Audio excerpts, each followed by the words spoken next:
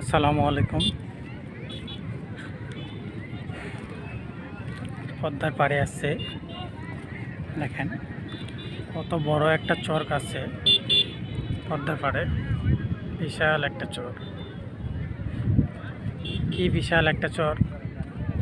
এই যে দেখেন কত চর, অনেক বিশাল একটা চর। বর্ষার সময় আসছিলাম,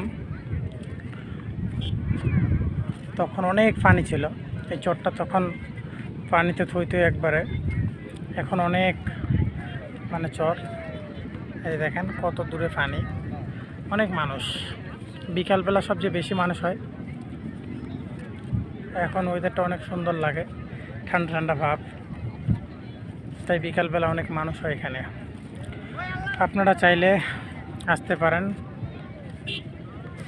ঘুরে যেতে পারেন, ভালো লাগবে আপনাদের।